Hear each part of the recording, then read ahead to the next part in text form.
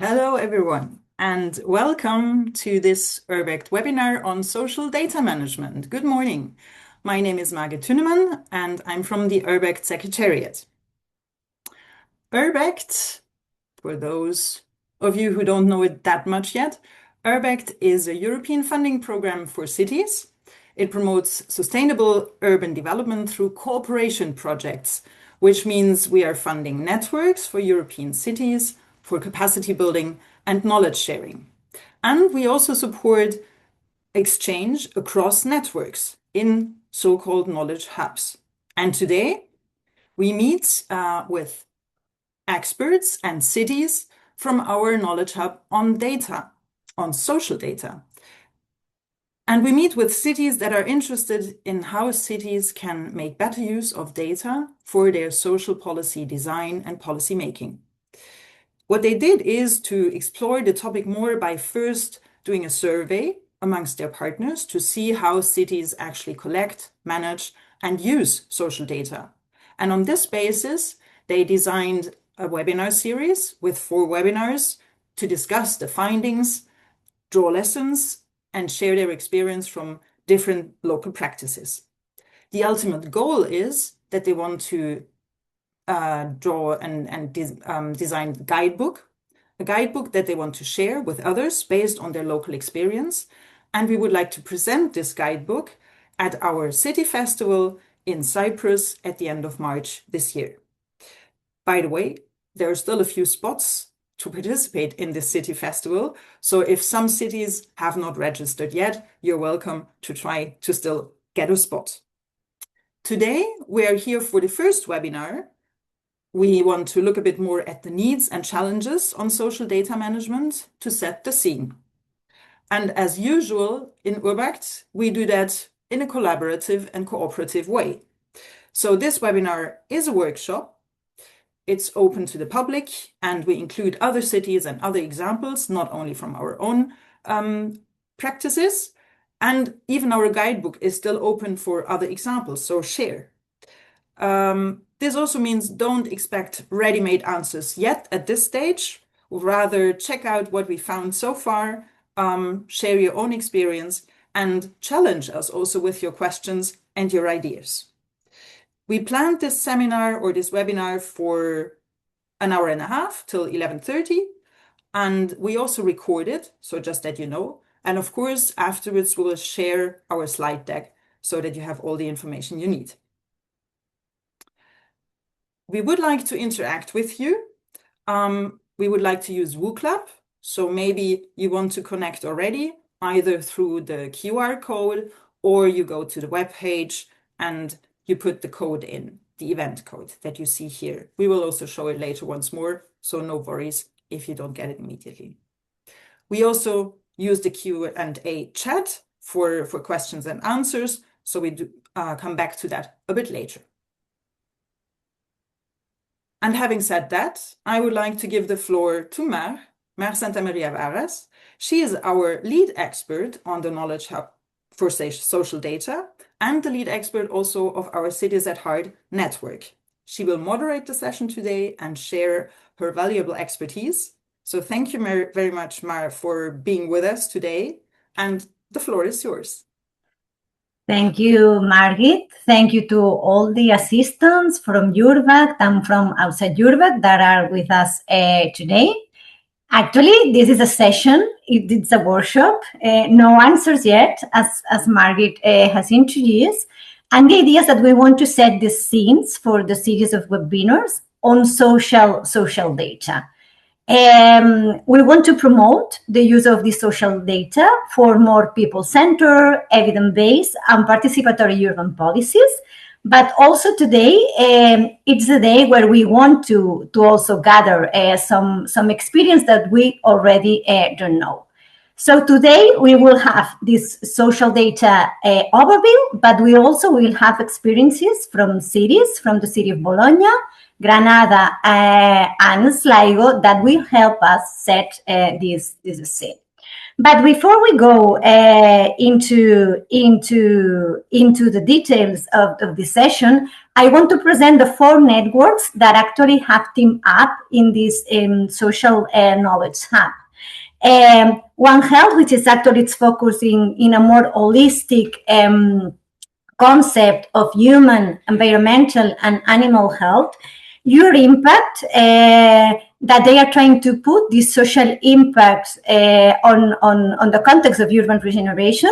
Cities at Heart, what we we are focusing on regenerating city centers, and Next Gen Youth, where they are discussing on how to change your services in cities.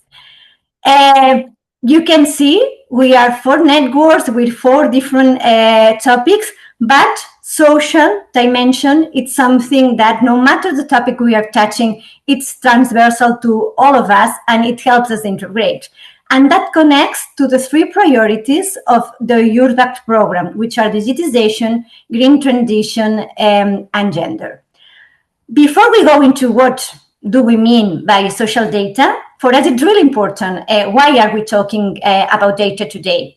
It's not only that we want to make the policies more efficiencies, the way that we interact with citizens, in a better way, be more clear, easy, and fast, but it's about putting really the citizen at the center of all the policies, and that it's that way we are trying to relate it with data, where this data truly is reflecting the reality of citizens.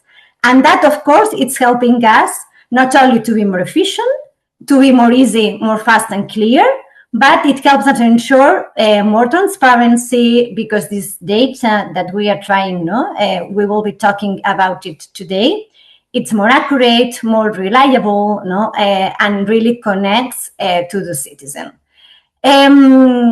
So that's why we are talking about data. But what is the definition of social data in the context of this series of webinar? It's not, maybe when you can listen to the word, it's not related to social networks, that can be the first image that we can have. But really, we would like to understand in this knowledge hub social data. Is this data that is generated by or about people and communities that describe the social conditions, the behaviors, the interactions, the lived experience, and all of that help us to make and inform the public policies.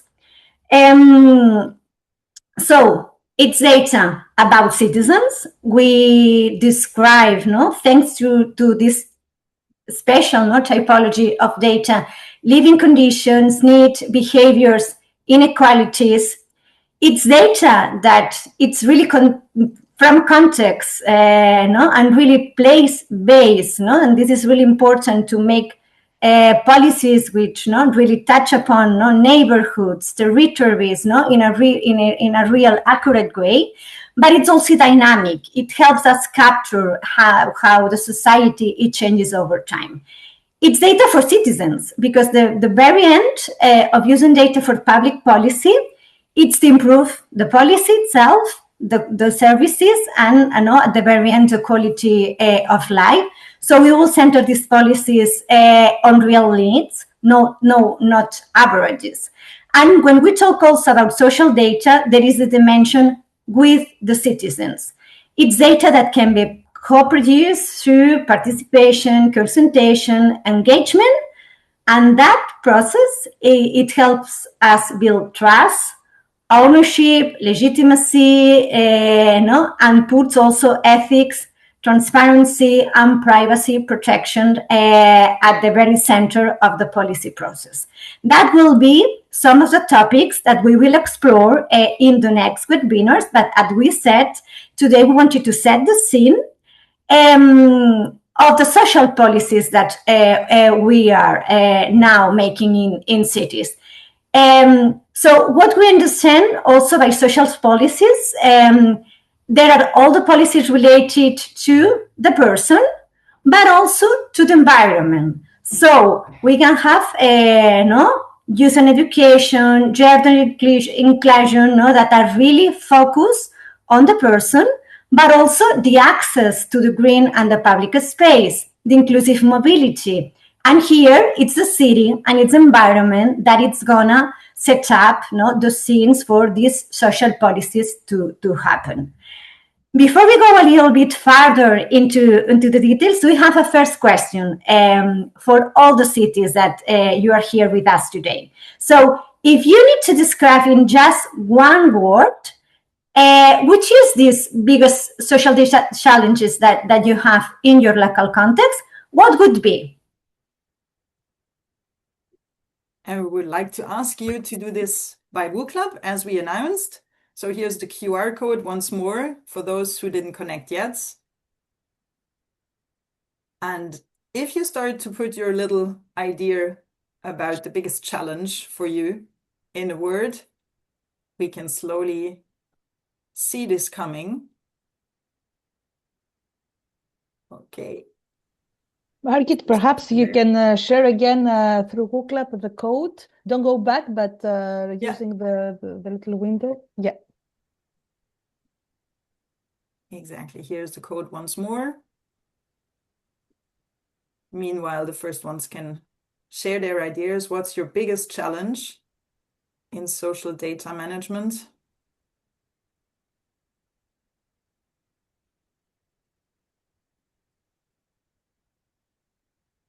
It's moving. We are starting to have really interesting answers: protection, privacy, capacities, scale, resolution, accuracy, topics, housing, management, collection, equality. I think we are all building a really nice background of what it's going to be the series of webinars.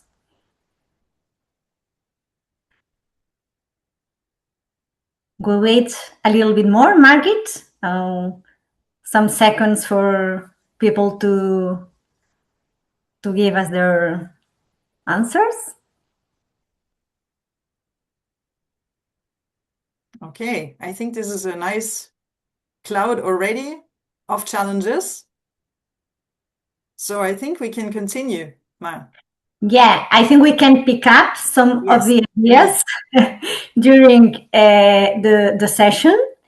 So I think also it's really important to understand the context. Where are we today and why are we talking about data?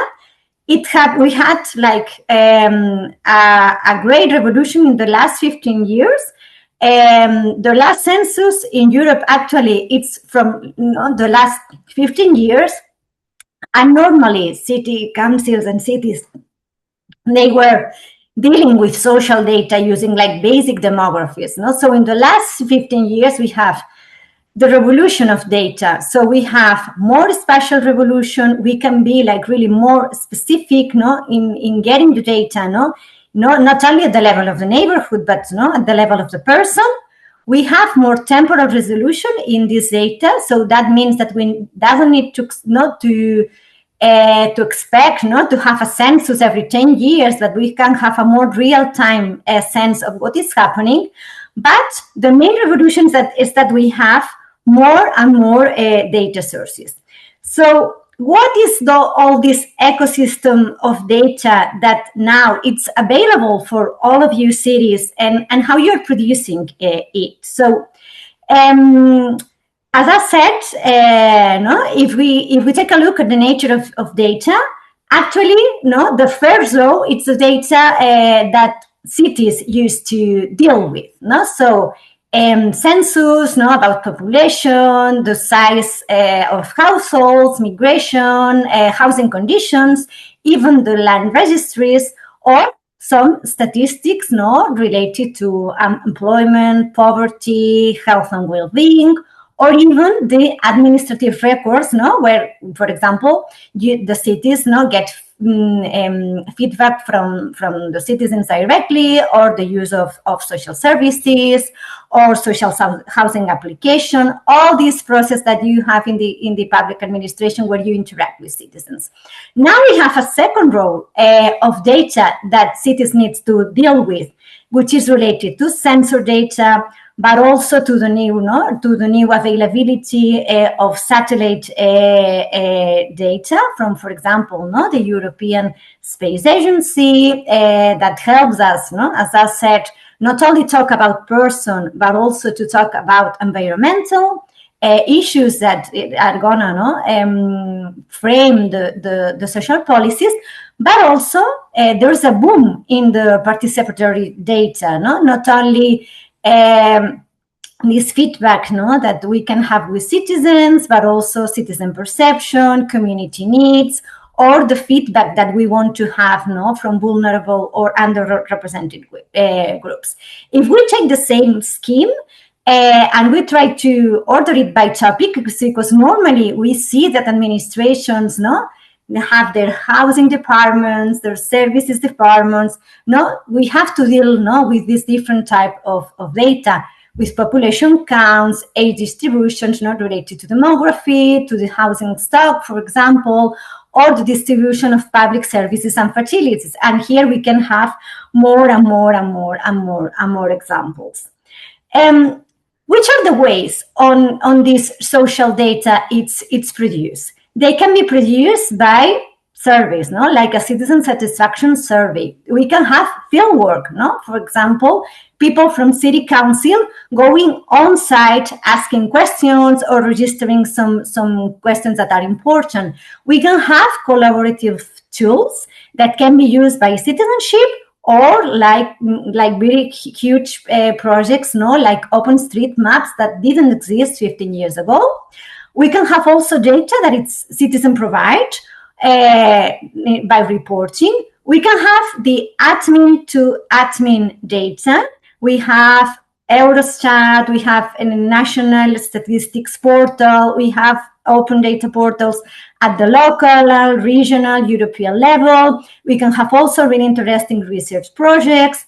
And again, I put it aside, the new revolution of casual data, social data, mobile phone-based mobility matrix, all these data sources that now are available to create and draft these policies. That part also will be explored in more detail in the next webinar. And this data can be ready-made, so it's open, it's accessible, or maybe it's paid for a fee. And cities need to find out the mechanisms to interact with private players, because sometimes we have information about cell phones, just to put an example, which can be really relevant to understand the accessibility of people within the city. And sometimes it requires preparation. So you need to organize a survey, you need to organize field work, you need to really design an APP that helps you to collect. And here we have a new universe of tools, web, apps, chat, bots, that I'm sure we will also explore these topics in the next webinar. But let me make a recap.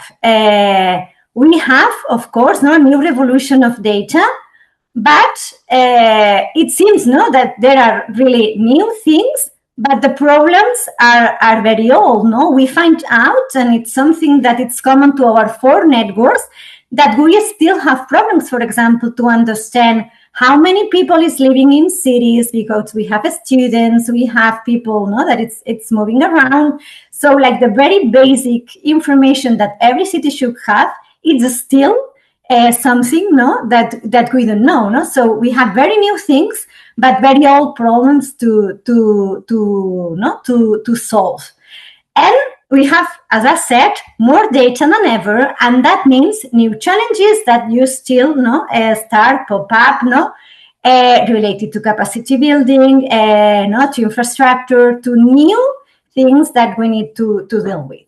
Which are these challenges? Actually, as Margaret said, in this big survey that we make within our networks, we try to put it in just 3 of us, but we have the idea of governance that it's common to these challenges. The first one, it's infrastructure.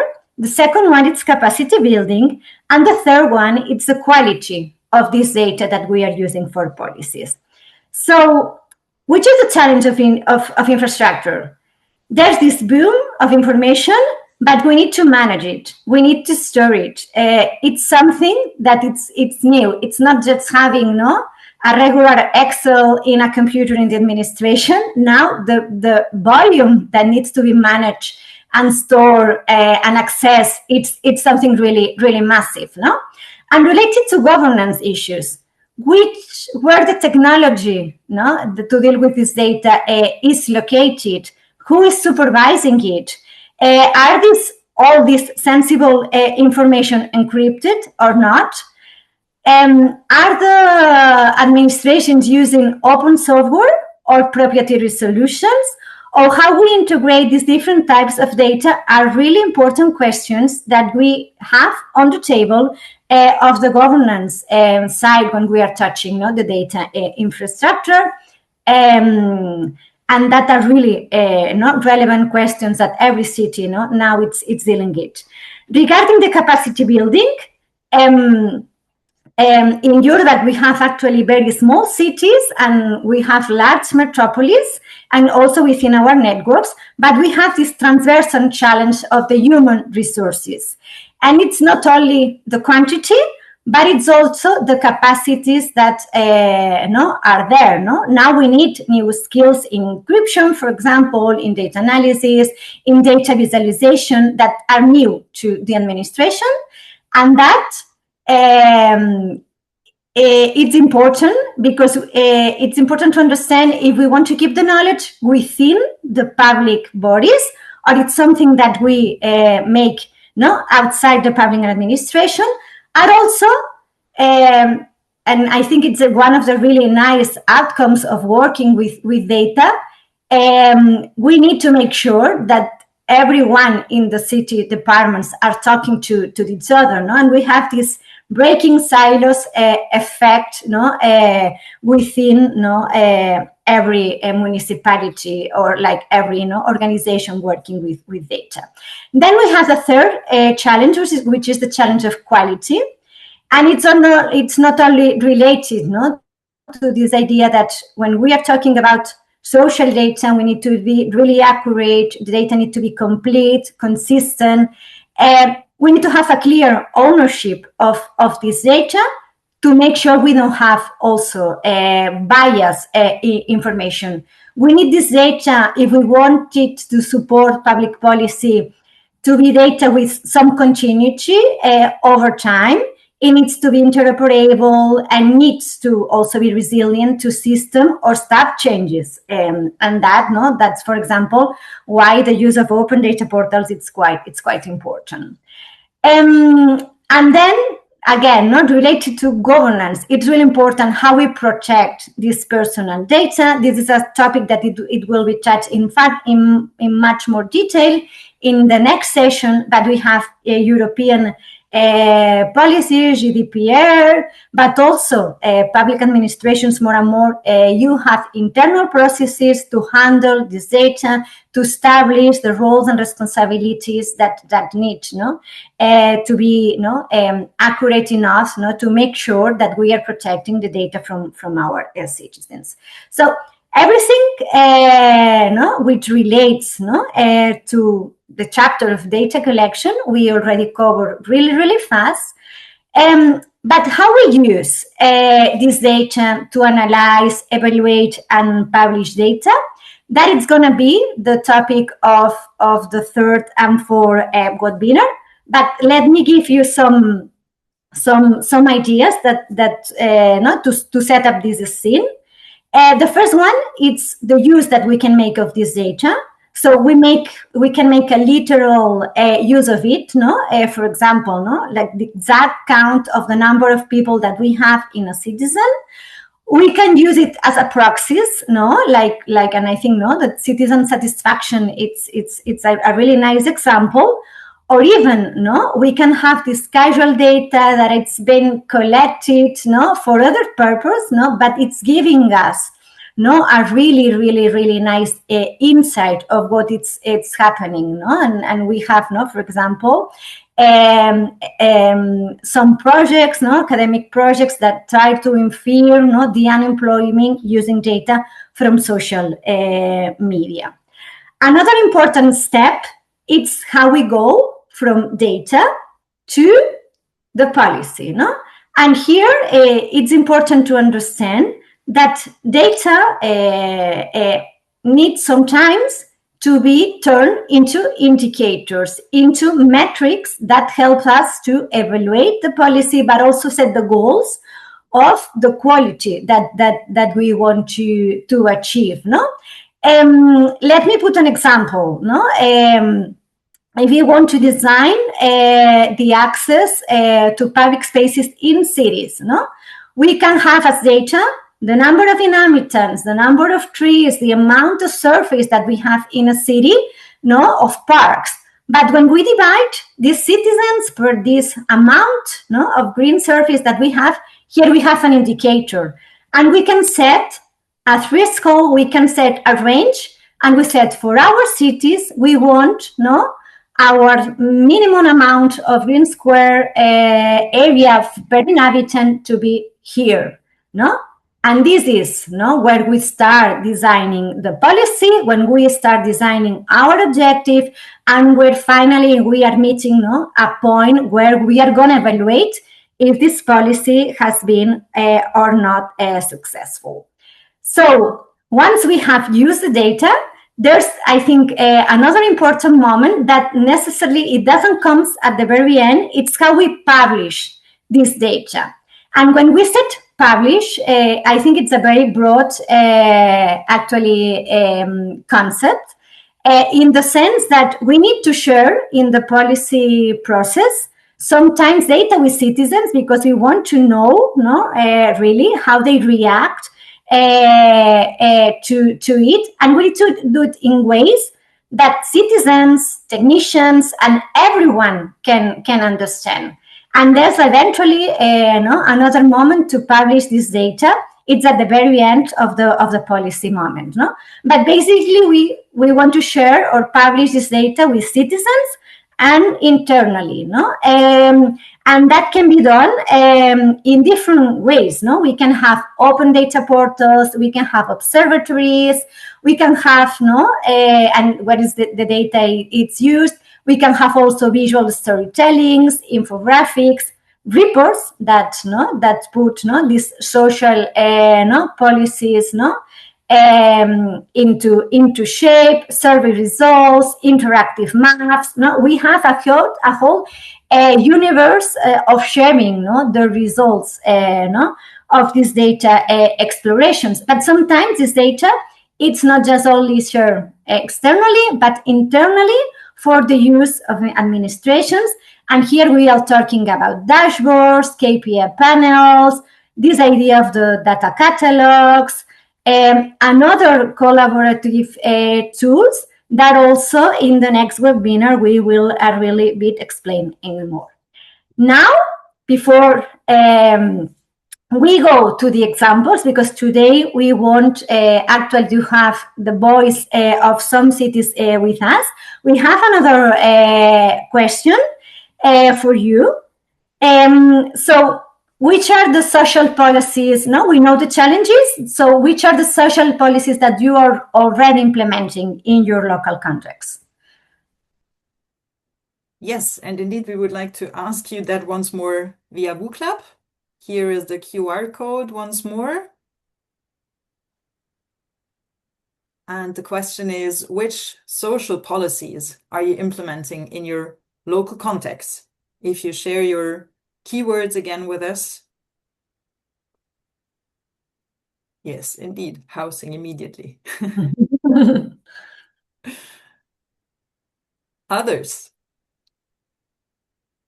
I will put the QR code once more.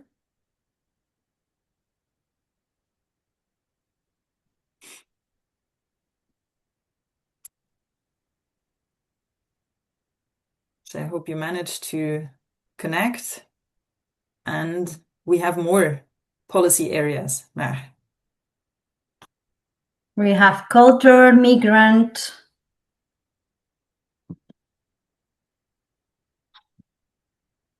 public services,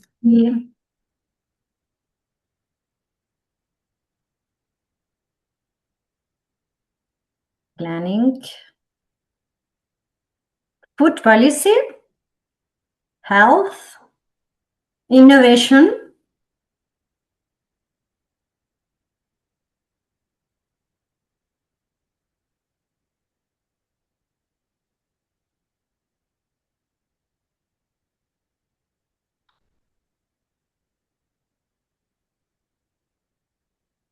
You have a good picture, Mara? yeah. It stays public services in the middle. Housing, urban planning, energy poverty. Okay, That we and we will, move on. yeah, we will continue, but I think you can still voting because it will help us. Again, as we said, this is a workshop, and we want to collect all these ideas for the final guidebook. So we will go to the first example that I will present myself because finally the City Council of Bologna couldn't make it today. We choose Bologna because it's a medium city in the north of Italy, and they try to put gender dimension as a transversal to all these policies. So for us, that make a real clear focus on what we were meaning by using this social data for social policies. So this is actually a project with the European Investment Bank, a special project. Normally, the European Investment they finance cities in the key of green investment and sustainability projects. But in the case of Bologna, they wanted to make this pilot project because they wanted actually to know that all this investment doesn't create a social divide, no? So they wanted to actually evaluate how this project that they are making in green transition, promote to close this gap, no? And in this regard, actually, gender it's one of the most common indicators of social vulnerability and social inequality that can be evaluated for every city in Europe. No? So in this case, the Bay actually choose to focus on gender and try actually to describe and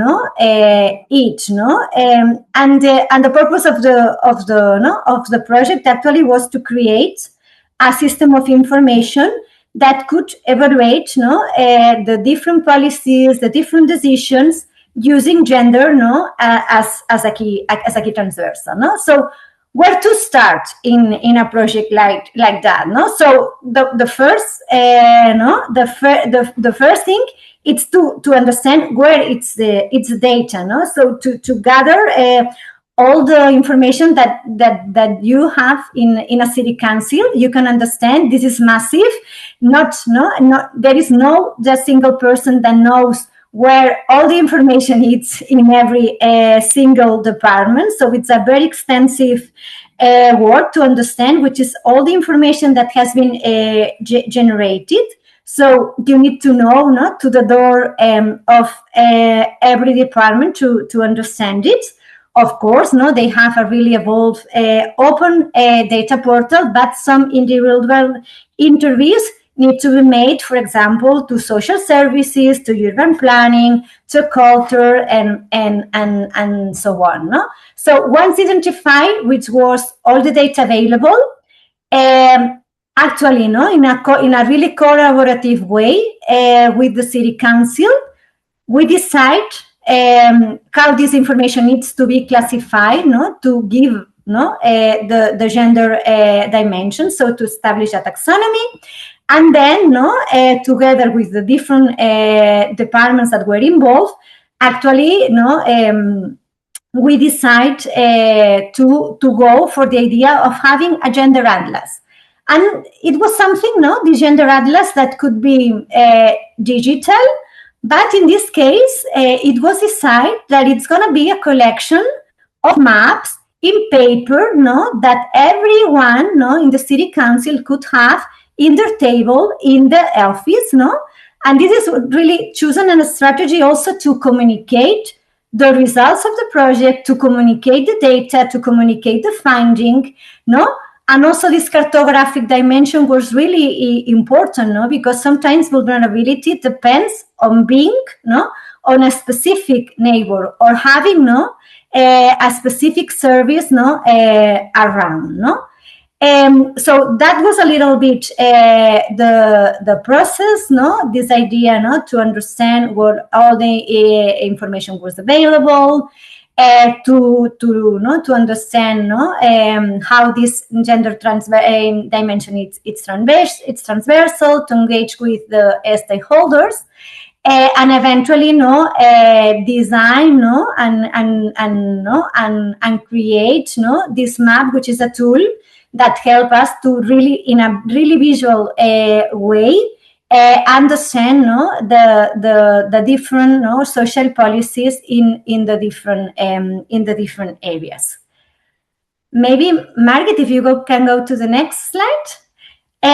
So regarding data, we are here today to talk about the specifics.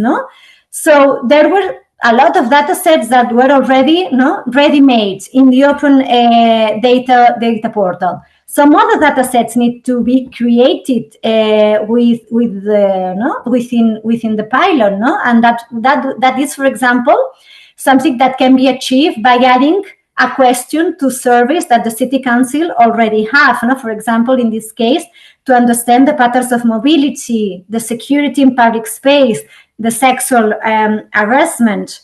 Also, it was an opportunity to build new data sets, and the city servants of Bologna make a really nice work to understand, for example, where they had adapted toilets for babies, and there was someone that actually picked up within the city this information.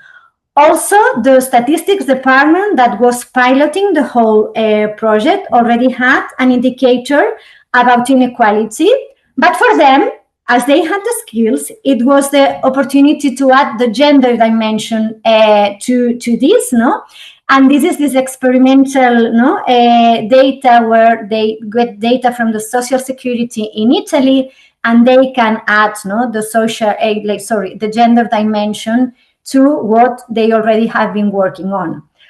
And also, for example, I think there is another really interesting case where they were getting also mobility patterns from an APP that the city council has developed for the companies and their workers.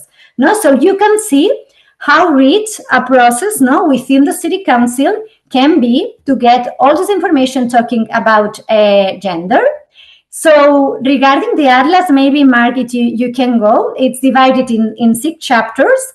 And here also, and I recall again my words from the very beginning, when we are talking about social data, in this case, not gender, we have data which is related to the body, even if you're a man or a woman, but there is information which is related to the environment, because having an environment, it's really key to have an autonomy for people. Everyone needs to be able to go on a street, because it's very well light, and everyone needs to have access, to certain type of facilities, So there is this dual dimension of the body and the environment in all the atlas. Now Margit will go through some of the images. As I said, this is a collection of maps, really synthetic, where in this case, the city council was really keen to use different at the same type of representations, but being really accurate on the different concepts that were used. The atlas it's describing the people, where you have the services for women, where you have the services for families. So a lot of information that is describing these two dimensions. And I'm going directly to the outputs because I want also the other cities to have time for their explanations. Eventually, at the very end of this process, what we get, no? New data sets. If you can stop here, Margit, thank you. New data sets that have been published in the Open Data Portal, but now, no, internally in the city of Bologna, they are using for a lot of different policies, no? So this idea again of the integration, it's really important. This data is used in guidelines for public space, as you have seen in the previous slide, also in some reports, no? For example, related to elderly people. They have also been used by the European Investment Bank to evaluate the impact of their investment. And here, for example, we learned that the Bay was not doing right, no, in the way they were investing money, no. So we had like kind of bad results for them, but they were really happy because they know now, no, where they really need to improve the policies. So even that was a kind of negative, impact at the very beginning. No, it sets up, the new objectives, for the new round of investment. And I think one of the most important inputs for the city of Bologna is the synergy within departments. So talking about gender, using data as a transversal, help create synergies within the departments that already today are in place. Of course, this process was not ideal. There were barriers. For example, in using these new forms of data source that not are just statistics in some departments, even in the same idea of using data and indicators to design public policies. But I think it was a really nice experience on how we can bridge the gap, and use data to really design policies. A really nice final remark on the project. I would say that 95% of the team was women, and also women from Bologna, And really, I think we have seen during the process how we built really trust within the public servants and their city, and also within they were citizens themselves, from Bologna. This sense of pride that sometimes it's really important for public servants, that are working, sometimes in administrative, matters, and they see, that building knowledge on the data, how they really gets important, to solve and improve the life of citizens. So this is the experience of Bologna. And now we will have the experience also from Granada, that they are together with Sligo presenting afterwards in Cities at Heart Network. Granada is also a medium city in the south of Spain. And we have called them today because they have a long tradition in this co-production process. And they managed also to establish, thanks to that, a strong collaboration between departments. So we have Ángel Luis Benito from Granada City Council. The floor is yours, Ángel. If you can share your presentation.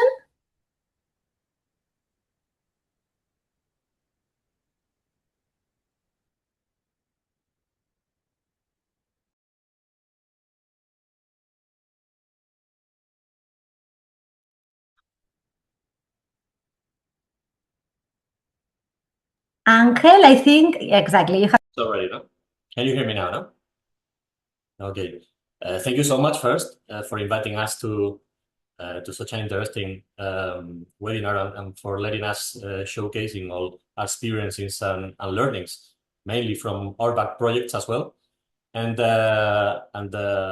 for sharing as well the floor with Bologna and Sligo, good friends of us in former projects. My intervention will be focused in 4 blocks. The first of them will be an introduction to our city, to topography, data, and population, and so on. Second block, we will get into more deeper into which data we have available and which means do we have in our hands to participate with citizens and to collect their feedbacks. After that, we will showcase as well some examples, some experiences about this challenge of chasing data, to use them to shape your own governance tools. And after that, we will shortly make some notes about our data processing and learnings from our short experiences and humble experience as well. Okay. Angel, can I just interrupt you a moment? I forgot to tell you that after the 3 presentations of the series, we can have a moment, and I think it's really important to have it, to have your questions and answers. But in the meanwhile, if you want, still start writing it on the chat. We will start picking up and trying to answer. Thank you. Okay, thank you, Mar. First of all, in terms of our location, Granada is, if no one of you knows it, is at the southeast of Spain, in Andalusia, the south region of Spain. And we have these 3 halves, half an hour from the tropical coast, that is just in our province, half an hour from the ski resort that you can see in the image, and 500,000 people that we're all together in the metropolitan area, composed by 34 towns altogether. Which conditions, as you may notice afterwards, some of our environmental situation, let's say. One of them is the traffic. We have almost 300,000 vehicles coming in and out from this metropolitan area to our city, which produces our air quality that is second worst in Spain, because of mainly the topography, and we have something like a pot-shaped environment and some southeast dominant winds that pollute everything at our north district. And apart from that, we are very famous for our heritage. We are from 1984 heritage site with altogether Alhambra Palace and Gerrarife and the Albaicín Old Quarter. And that makes a bit complex as well our urban planning. We have a master plan and then 3 different special heritage plans devoted to these different protected sites that we have in our city. Regarding numbers, in rough numbers, we have 88 square kilometers, and the third of them, or almost the third of them, are urban. So our municipality is not that big, and what is important is that we don't have much agricultural side, but mainly urban. Our urban area is administratively divided into 8 districts. That is very important for us in terms of feedback and functional in a municipality that you will get later. And in terms of our population, we have this 232,000 inhabitants. The third of them are young people, and a quarter of them are old ones. I'm in the middle one. Okay, I'm bald, but in the middle one. Apart from that, we have a very important floating population. We have one of the oldest universities in Spain, which means that we have 60,000 people not registered but living in our city, which we have to think about as well when getting the feedback and making our policies as well. And apart from that, 5 million visitors per year that make a big condition as well in the town management. As you may notice, we have a big service sector, which is mainly our economy source, composing the 80% of our budget, of our income. Okay, getting into data collection, that is the second block that I already told before. We have some available data sets. The ones already developed by the government, national and regional, are devoted to population and housing, census and cadastre. All socioeconomic data as well from the national one. Air quality monitoring is a competence of the regional, and climate is from the national one. And risk and emergency, it depends on on when there's regional and national. So we have all these, which are something like the most global data from the for the municipality, and we have control or monitoring from other ones, which are devoted to traffic, mobility. We have a lot of cameras monitoring at the traffic coming in and out. And we have as well some noise control policies and waste collection, and land use, building activity, and citizen participation as competence as the municipality itself. It's very important for us the territorial approach that we have in all data collection in this administrative division that we have in 8 districts. Every district have their own mayor. They have as well a civic center which functions such as the city council from every little part of the city. We have a deputy mayor devoted only to participation as well. And our structure in terms of citizen participation is composed of 45 employees, which are very active and very dynamic in terms of activities and tasks, which has such as public consultations for every norm regulation that we have. We had to some month first all the consultations for the public feedback about it.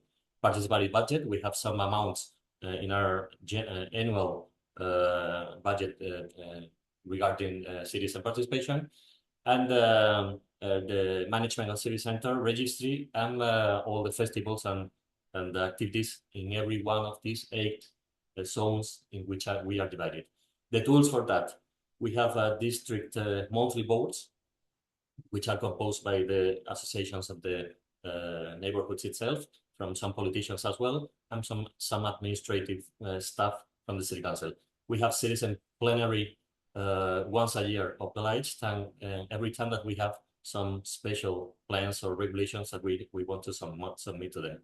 Social council is as well a structure devoted to the participation of commerce and service sector in our and associations as well at the municipality activity.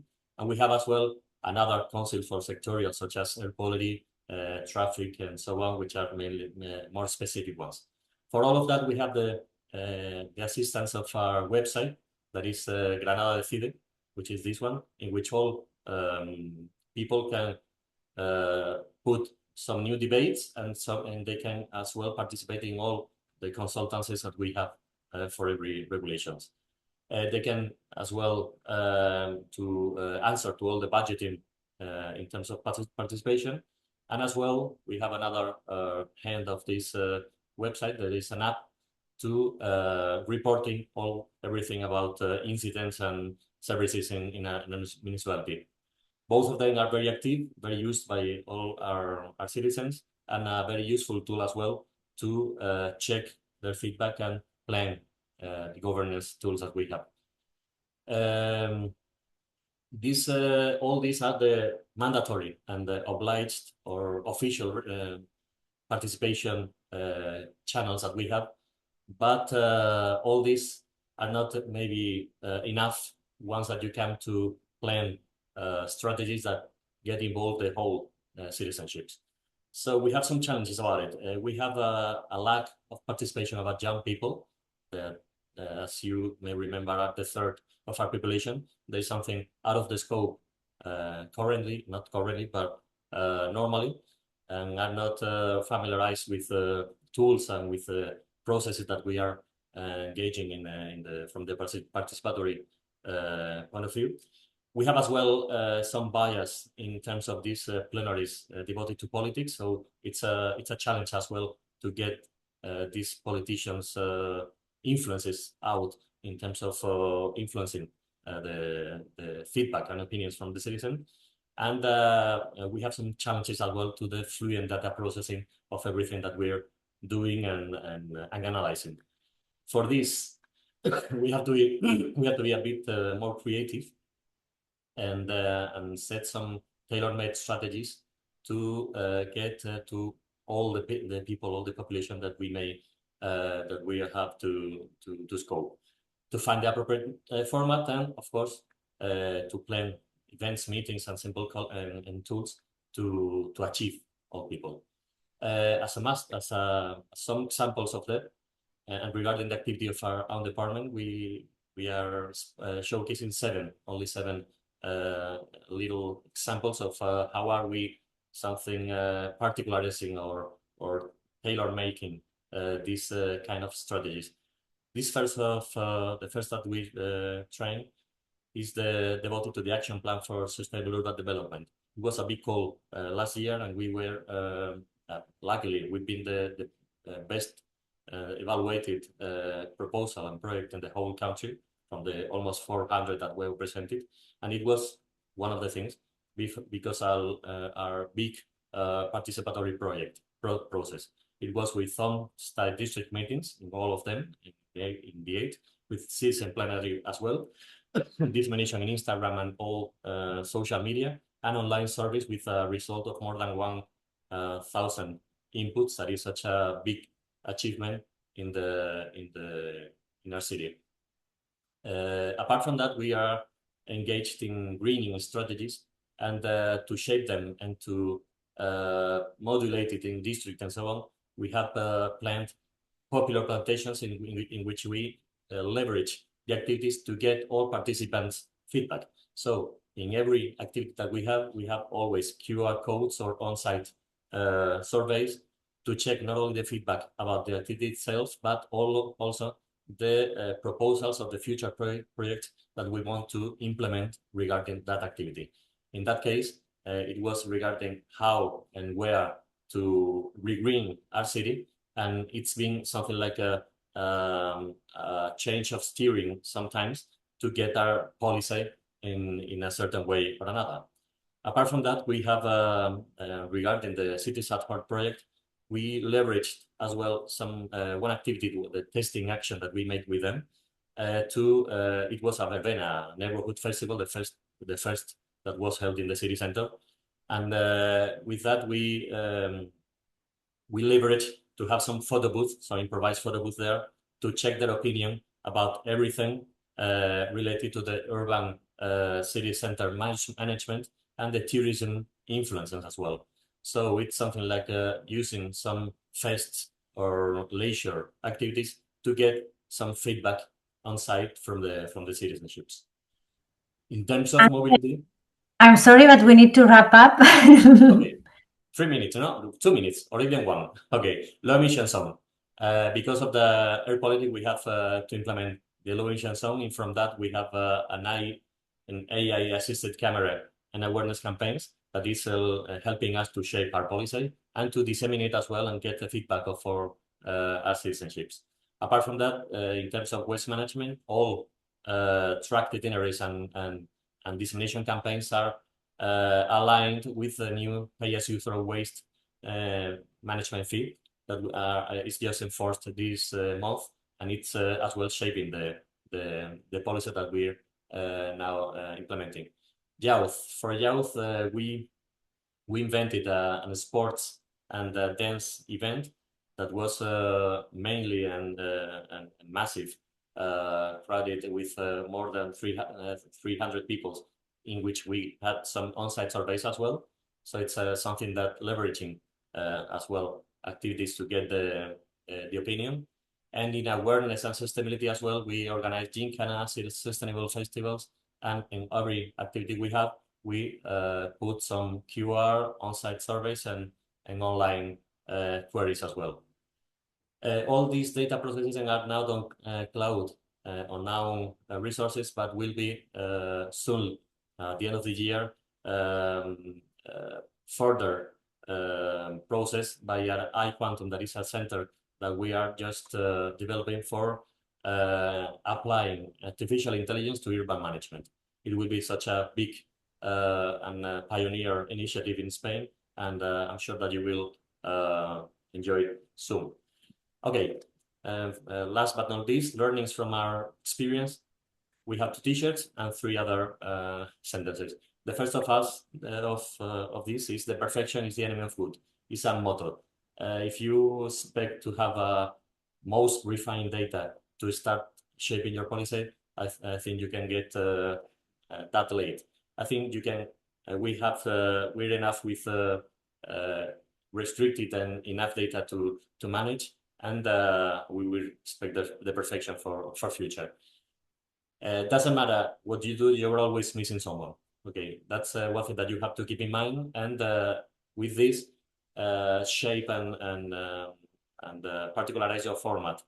Apart from that, and related to that, you know that everybody has something interesting to say, and the good thing is to find the right question and the right format to provide with the queries.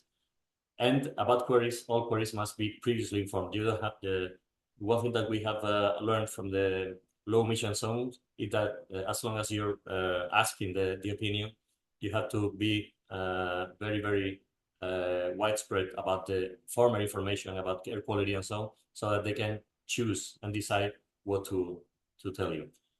And in terms of inner collaboration, silos at the enemy of efficiency, where is something that we've already learned from URBACT and we're implementing in our city. And it's something like a new motto that we have as well. And apart from that, I hope to see you in Granada soon and show you everything that we've been talking about. And I'll leave the floor to Mar, who is sure more interesting things to say. Okay, thank you so much. We took the lessons from Granada and we moved to Sligo. Actually, it's another size of city. They are located in Ireland, and we brought them today. Actually, we have 3 people that need to present in 10 minutes, but we want the 3 of them to be here because they are also a really nice example of public and private collaboration. So the floor is yours, Gail, Ethel, and Brian. Hello, everybody. I hope you can hear me, and Happy New Year to you. And I'm under a strict warning from Mar to go as fast as possible. So we'll stick to the script. So in relation to the size of Bologna and Granada, we are tiny. We are really, really small. We are on the westernmost part of Europe. We're a population of 20,000. Edel and I work for the Business Improvement District, which is a collection of 758 businesses who privately fund activities. 90% of our projects, and Breen is Director of Services with Sligo County Council, we do in partnership. We do look to make Sligo the best version of itself possible. Next slide, please. After 10 years of being in existence, we formed in 2016. We do believe that the 5 levers of the citizens of Sligo to engage in our town centre is eat, drink, shop, be entertained, and to socialise. Next slide, please. If you're going to collect data, the first thing to look at is what are you looking to source? What are you looking to find? What are you looking to answer? What are you looking to validate? Or what are you looking to establish? There's a world famous marketeer called Peter Drucker, and he says, what gets measured gets managed. And so we set aside a several number of things that we wanted to measure that we could manage. Next slide, please. So we measure footfall. We have electronic footfall counters across the town centre. We use this as part of our Cities at Heart project. We measure monthly, weekly, daily, annually, seasonally. Next slide, please. We also measure citizen sentiment and spend, and this again was part of our Cities at Heart project, where we ran consumer surveys and also business impact surveys across a 2-year period, giving us apples and apples comparison data. We also measured the nighttime economy. We're a Purple Flag award-winning town in the west of Ireland. We have 140 businesses that operate after 5 p.m. and the gross added value of our nighttime economy is 49 million a year, so we need to look after that sector of business. Next, please. We also measure across every festival and event on an annual basis the impact of social media and media coverage, both locally, regionally, nationally, and through our St. Patrick's Festival internationally. Next, please. We also measure, and Breen will talk about this in greater detail, our vacancy rate and more importantly, our occupancy rate, our residential rate and our commercial rate. Next, please. I'm going to take you through one example, and to set the scene, I'm going to show you 2 slides. Next slide, please. Ireland is the highest online shopper country in Europe. If you just look across the spread of countries, we're number 1. Next slide, please. One of our national agencies believe that Ireland, by 2025, which has just passed, 100% of our population will be shopping online. If you remember back to the slide on footfall, our small town, our small city, depends on active footfall into our town centre for our independent shops and our national profile shops. So what did we do about it? Well, we came up with a card, a voucher card that will be called the Love Sligo card. But more importantly for us, we wanted the data on the back end of the card. So we built a card called the Love Sligo card. The Business Improvement District looks after all the management, the branding, the marketing. It is in response to that online, 100% online activity. Just to give you some of the stats, we have 266 businesses participating in the programme. We cover all the costs. In 22 months in a small town, we have sold 2.3 million euros worth of vouchers. 1.9 million of them have been redeemed.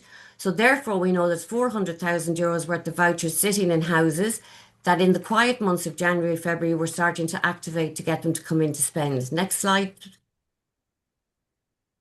More importantly, you have to come into town to use the card.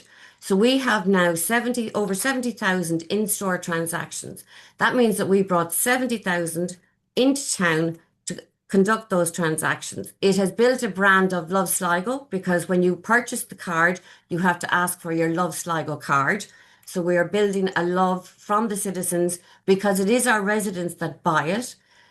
It gives us an additional data point because every month we can see which of the 266 businesses where the vouchers are redeemed. So I can go to any one of the 266 and say your sales this month from the Love Sligo card was. And we have to date invested 70,000 in building the brand and the marketing. But it was the highest performing card launched across the UK and Ireland. And remember, we're only a small population of 20,000 on the west coast of Ireland. It was the highest performing launched card that exceeded, and these are just some of the headlines, topping 2 million, boosting our local economy. So that is an example of what we did in reaction to online and to get our citizens to come into town to spend money locally, ring-fenced with no cost to business. Next slide, please. And now I'll hand over to Breen for example 2. Thank you, Gail, and good morning, everybody. Mar, thank you for the opportunity to present. Margaret, you can move straight on to the next slide. Thank you. Okay, so these are a couple of headlines from the Irish Independent, which it's a newspaper that circulates nationally in Ireland. The right-hand side is a clip from our national radio station. County Sligo in top 5 nationally for commercial vacancy rates. And these are headlines that, unfortunately, we have become very used to seeing in our media for the past 5 to 10 years in Sligo. And we assumed that these surveys, which were being carried out by a national agency, well, if the data is coming from a national agency, then it must be right. And so we took this on the chin. But then at a point in time, we decided, well, let's actually go and check to see is the information actually correct. So at a cost of 490 euro, sorry, just hold on this slide for 1 second. At a cost of 490 euro, we purchased the database from the national agency, which represented Sligo as having 25% commercial vacancy. So the first thing we did was cross-check the data set that we purchased. We found that 101 of the 763 data points in the national database were for counties outside our jurisdiction. Of the remaining 660 data points, only 440 of them related to our town centre, our city centre. So we developed a purpose-built or a custom-made mobile phone application developed by our digital transformation team here in Sligo County Council. And one of Gail's team from Sligo Bid actually went out on the ground and we did our own field survey of 200 of these data points from the national database. What we found was that there were multiple data points representing the same buildings. For example, we have one building that is owned by Sligo County Council here. The building is fully occupied and it was recorded as having 7 vacant units. An apartment block very, very close to the town, which contains 35 units, was recorded as having 17 vacant units, but we know that the apartment is fully occupied. One flaw there is that was residential, whereas the data was being presented as relating to commercial vacancy. The slide in front of you there, number 3, Castle Street, the orange data point, that is the building on the right-hand side. The building is a coffee shop and restaurant on the ground floor, office and retail in upper floors. Next slide, please. And finally, my last slide, the government here in Sligo, in Ireland, we introduced a grant scheme to try and incentivize building owners to bring vacant buildings back into use. The purpose of this slide here is to show that the scheme is proving successful, but more so in the suburbs, in the suburban areas of our town, rather than in the very, very centre core shopping streets of our city. And so we're continuing to work with the government now with the data on which we have carried out the due diligence to develop and devise a scheme that will be more attractive to owners of commercial buildings in the town centre to bring vacant units back into stock. Thank you. And so I'll just hop on here. Hi, around example 3. So I'm the nighttime economy advisor for Sligo Town. So I look at everything between 6 p.m. and 6 a.m. So Queen Maeve Square was previously a car park, but it became our new public realm and event space. So we wanted to try and assess the social and economic impact of Queen Maeve Square. So you can see in the next slide what it looked like previously. You can see it's a beautiful car park on a very rainy day, and it's been transformed into, drumroll, this. So this is there was a 4.5 million investment into Queen Maeve Square, and the event capacity is now 5,000. And part of my job was looking at the data, so doing focus groups, doing surveys with the citizens, doing surveys with the businesses, and all around across the board, priorities were more events, more activations in the centre, more event activation, more family-friendly events, and to see Queen Maeve Square being used. So one of the examples of what we did using all of this information was Sligo on Ice, which had multiple partners investing in, but it meant it was something unique. There was no other ice rink within the Northwest at the time. So for 2024 and now for 2025, we had it back again. So this is Queen Maeve Square in activity. And in the next slide, we had 25,000 people attend for 2024. And I won't go through all of the stats here with the time, but the key thing is you get to skate for 45 minutes on the ice, but 58.1% spent 2 to 4 hours in town while attending the event, which meant that our citizens were coming in, they were using the town, they were going to different businesses, they ate, drank or shopped while they're in the town, which again, we were hitting the 5 levers that we need to hit to improve the experience for our citizens. And if you go to the next slide, you can see for the businesses, they had increased footfall from Sligo on Ice. And if you are trying to find about the economic impact for your businesses from an event, from an activity, it is very hard to ask anyone for a euro figure. But if you ask them for a percentage figure, that is something that is a lot easier for them to share. And it gives you information. So overall, the average increase to business was 14% of those we surveyed. And also for the businesses and for the citizens, they felt safe. Safety is always around 90% on average, 95% for each of the events and activations in Queen Maeve Square. So you can see this is just some of the activities and activations. Some we were partners in, some we organised, but it's very much an active space that draws people into our centre. Thank you. Thank you. Thank you. They managed to do it on time. So I think it's really key, no?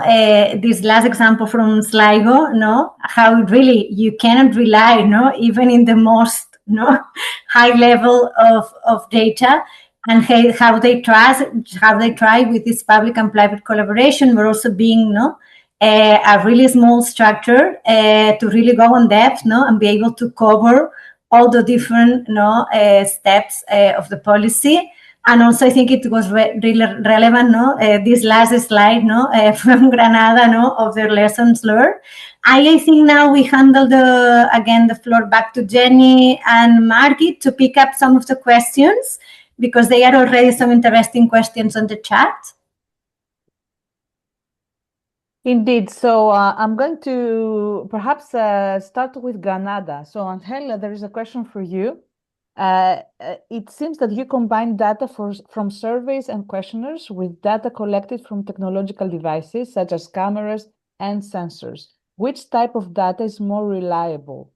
And what advice would you give to a city that is in the process of collecting and integrating these different data sources? Okay, Nuno. I think in terms of combination of both kinds of data, I think that both types are really reliable. The fact is that maybe the information coming from questionnaires and on-site feedbacks had to be analyzed in terms of its representativeness according to the site or where it has been collected, and the topic or the even population from it comes. And in terms of the automatic and technological ones, they're more objective and easier to tackle and to process, but as well more difficult to process due to the high and large volume and mass that we have. It's the case of the traffic, for instance.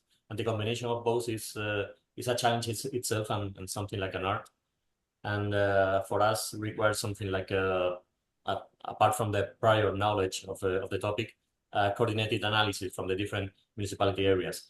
Because in terms of traffic, for instance, we have some feedbacks from commerce, some feedbacks from citizens ships that have some bias regarding the residents. And as well, we have the objective data from vehicles coming in and out that maybe are a good mirror to tackle all these opinion together. No? So it's I don't have any advice, Nuno, but I think it's reliable are every data that you can collect. But the good thing is to ponderate or to evaluate them together. Thank you, Angel. I will go to Sligo now. There is a question about, did the data help you reply to skeptics or critics of the city? For example, we know that pedestrianization can be controversial.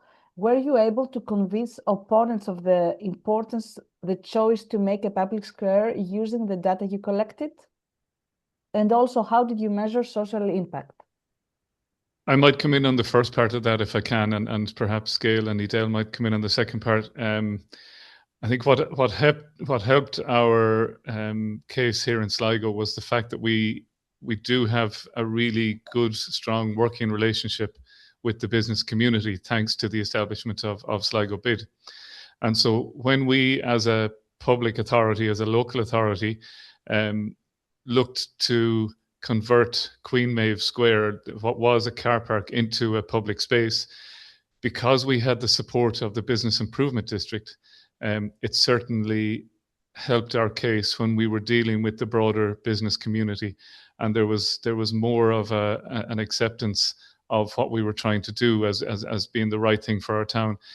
Separately, and talking about data, prior to the planning application to convert the car park into a public square, again working with the Business Improvement District, we had carry out our own data analysis of car parking in Sligo town, and we were able to confirm to the business community and the broader community that in fact we had 4,200 car parking spaces in our town, which when you compare to other similar sized towns or cities in Ireland, we're actually on the higher end in terms of volume of available car parking. So again, it just highlights the importance of data. Gail? On the social impact, that is why our Cities at Heart URBACT project was so important, because running consumer and business impact surveys or citizen surveys really is what they are, because you're asking them a range of questions Did you feel the event that you came to was value for money? And again, this focus was on Queen Maeve Square. Overwhelmingly, when we went out initially with our first survey, the citizens wanted the space used. They didn't want it to be just there as an empty space with maybe 3 or 4 events. In the first year, we run in part with a service level agreement with the local authority. We event managed the space for Sligo County Council and had 40,000 people attend events there in a very short contracted period of time. But it is the use of doing regular apples with apples surveys to see, are you getting consistency back in your responses to the data? Did you feel it was value for money? Would you come again? How did you get here? Where did you go? How much did you spend? Did you feel safe? Did you come as a family unit? How did you hear about the event? The gathering of all that data over St. Patrick's Festival in 2023, St. Patrick's Festival in 2024, St. Patrick's Festival in 2025 starts to give you a picture that is consistent and therefore has more credibility. Because then you can come out and say 96% of our citizens felt safe coming into town and attending an event. 90% of our citizens stay between 2 and 4 hours, and here's where they go, and here's what they want to do. 90% of our citizens feel they want more of this. And so you're validating that you're on the right track. And if something did pop up that was, no, we didn't like that, it will come through in your responses so that you can take it on board and either fix, amend, edit, or not repeat. I would also add around the social impact, the different level of events we've had. We've had a Ukrainian flash mob. We've had a evening night run. We've had a evening 5K run. We've had salsa in the square. We've had a domestic violence service to hold a remembrance and to raise awareness. We've had a an aid area for people on their night out in case they need some first aid or assistance. So the range of events that people are approaching us that they want to organize or that we've helped organize based on data, I think that's also capturing the inclusiveness of the space and the social value of the space as somewhere to come together to promote important community issues, to be a safe space, to encourage cultural or physical recreational activities. All of those boxes are being ticked, so we're excited about that. Thank you very much. Just to say, I think that sometimes also the critics or the skeptics of an urban revitalization are also people who usually don't respond to surveys, don't participate in this, or they have not been informed in advance. And so throughout the process of this urban regeneration, you have these skeptics. But I think once the result is there, I mean, usually the impact is positive in terms of when it comes to pedestrianization at least.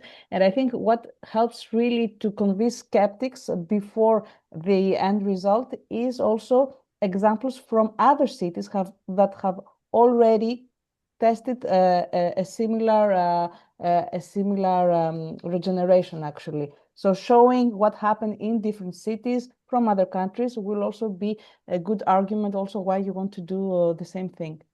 I'll give, I have also some other questions coming also for Angel, but we don't have so much time, so I will ask 2 questions to all the speakers. So it's up to you whether you want to pick them up or not. So there is a question: what advice would you give to cities or departments working on revamping or setting up a data strategy? What should be the priorities if resources are limited?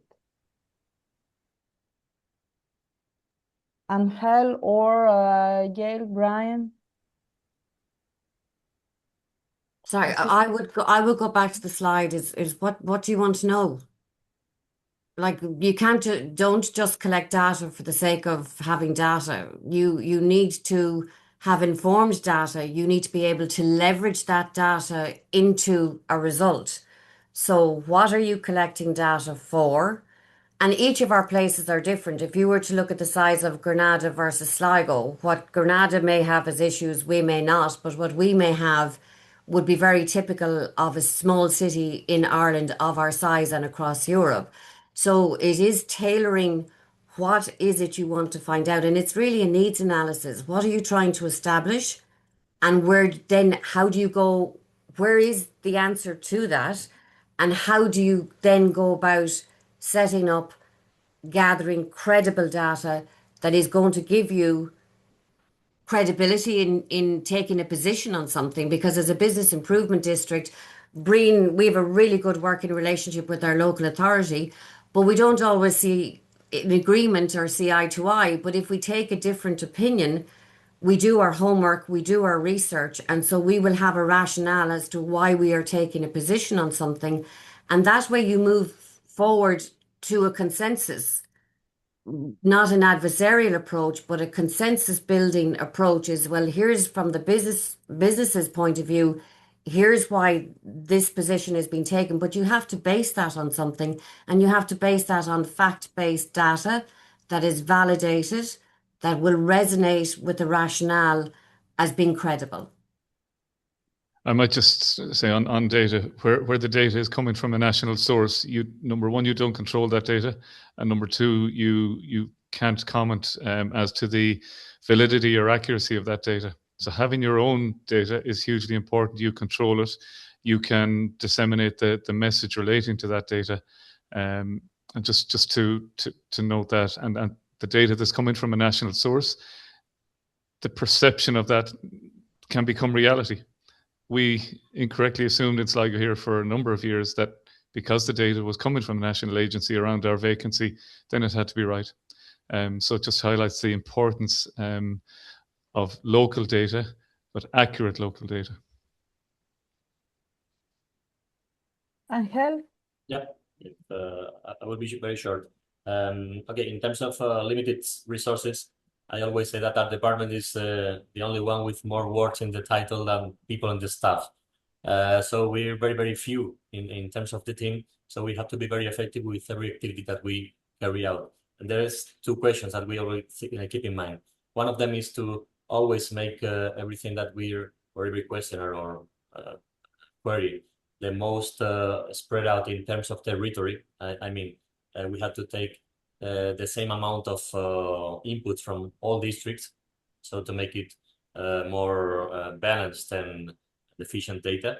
And the second one is we ask everything regarding the policies that we're in charge of. So we leverage all activities to get inputs in sustainability, greening, and noise and air quality control. So it's we don't want thousands of indicators, but the ones that are making or conditioning the most the policies that we are implementing. That's everything. Okay, thank you. We do have a few more questions, but what I would suggest is that we respond to your questions in paper. So we will publish the recording plus the slides probably this afternoon on our website. And we will also add a questions and answers document where we will respond to your questions. We will ask also the opinions from Angel, Brian, and Idel and Gail, and then we will also publish this question and answer, so you will have all your questions answered in this document. I'll hand it over to Margit. Yes, thank you very much. And we have one last question together with Mar. So we have seen some examples, 3 cities today, but we want to know about you on the other side of the screen.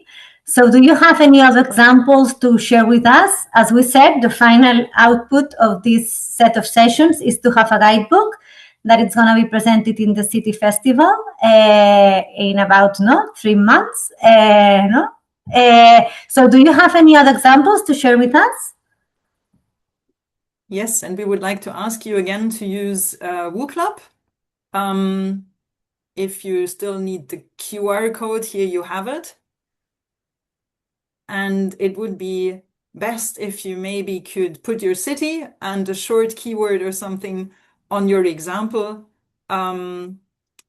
be it from another URBACT city, be it from completely a different city that is not part of any URBACT project. It really doesn't matter. If you have something interesting to share or an idea, just put the name of your city and the little keyword with it. Then we can collect further ideas and afterwards follow up with you to see whether it could fit in the guidebook or as an example or a reference that we can add.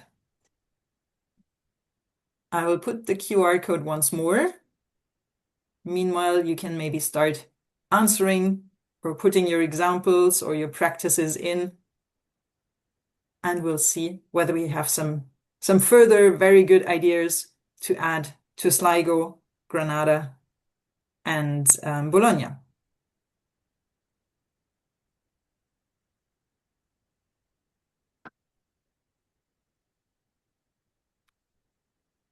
Maybe that's a more tricky one and you need a little bit of time to think about it. Or maybe they can reach us afterwards. Yes, of course. Or we have the rest of the winners to collect. What we can also ask here, perhaps also if you can put your contact details, if you're interested in participating in giving your examples for our guide, you can also include your contact details here, and then we will get in touch with you to further get your examples and showcase them in the guide. Thank you, Getafe. Drama, perfect. Related to really nice examples on energy poverty. Super. I think, Margit, in the meanwhile, that maybe we left the cities to give us the examples, so we can start making the wrap up. Exactly. So, positive aspects, no, and I think it's a little bit trying to answer, no, this question, no, this last question that Jenny, no, put into the table. The good, no, or like the positive aspects, we have seen some of them, no, of working with data, no, or these knowledge-based policies, is that we can really achieve, no, more integration between topics, departments, policy areas. We can make the social realities really more visible, and we really, go to the detail to have more target and territorialize policies, going to the neighborhood level, to the person level, that can be more place-based, more adaptive, and more effective. And we reach transparency, and I think this idea of sovereignty, that recently has been put at the core of the European policies. We have seen also the other side, the example of Sligo, what isn't measured, it gets invisible, and sometimes we have here some risks, this idea of what it's not quantifiable can be overlooked, or even this idea, which is important, that the citizen becomes virtualized, it becomes a number, a figure, and really, we are persons, experiences, and actions. Another important aspect is related to the bias and exclusions, and really, which are these truths that sometimes we put into data, and everything which is related to the privacy and trust, and how if we don't have this good data governance, we can really go to undermining our citizen trust. Just now to answer, at least from the perspective of all the experts that are involved in the Knowledge Hub, that actually we forgot to mention at the beginning. They are already in the room. Sofia Bailotti, Liad Rogel, and also Zol Zera, that will be handling the next webinar. We want to propose the cities, to really, when they need to start implementing, the use of data, specifically, for policy making. It's really this idea that we don't go anymore to the challenge, to the policy in an A to B way, into a really straightforward, but we need to have a more complex overview of this process, where we need to include the acquisition of data from all these different data sources that we discovered today. We need to have inside, outside, in collaboration, these capacities to analyze this data, to publish, to share, to really involve every stakeholder in the discussion, no, of the policy making, and also, no, the last step to close, no, the wheel, no, of policy that becomes more complex. It's about evaluation. If we need to, not to apply really, no, this into policy making, and that it's why, no, the next webinars will be touching upon some of this point. It's where the challenge is, it's not just detected by the public administration, but also it can be detected by their own citizens. When we are talking about data acquisitions, the data can be provided by citizens, reported by citizens. When we are talking about the analysis, sometimes it's a citizen that can help us put the range, which is the quality of life that we want, what we understand by privacy, or security in public space. Or when we talk about this idea of sharing, it's not only open data portals, but catalogs, but all different methodologies that we have. That's doing all that, we can really focus the policy on the person and on the environment. So this is what we understand in the context of the knowledge hub by social data, and also include again the citizen perception and the evaluation of all the policies. So all these aspects are going to be developed by my colleagues in the next webinars. The next one is going to be next Thursday. So we'll invite you again all to assist with Sofia Bailochi and the examples of Copio, Pentágono Urbano, and Lyon. About how we collect and manage more in-depth data for social policies. Then the third one, curated by Zolt, it's how we really interact to draft the social policies with data, with some examples from Ulu and Irlin. And then to close the series, we are going to have Liad Rogel together with Cisinello, Balsamo, Glasgow, and maybe other cities that still we need to confirm to talk about the measuring of the social, of really this impact of social policies. So it was my pleasure to be the first one. Please still reach to us with these examples. We need you, and I hand it back to Margit to the last goodbye. Yes, thank you very much, Mara. I would also just like to thank you, all the speakers, for your contributions, especially to Sligo, Gail, Brian, Idel. Thank you very much. Also to Angel from Granada. Thank you also to Mar for having presented us the example from Bologna, and also for your valuable expertise that you shared today. And a big thank you, of course, to all the participants for sharing your ideas, questions, and examples. We hope to see you at the next seminar next week, as Mar said, next week, Thursday, same place, same time. And before you go, just one last little question, give us a brief feedback, whether this was useful for you. I hope so. That would be very kind to give you a little answer to that question. And having said that, I wish you all a very nice day and hope to see you soon again. Bye-bye. Thank you. Bye-bye. Thank you. Bye. Nice day.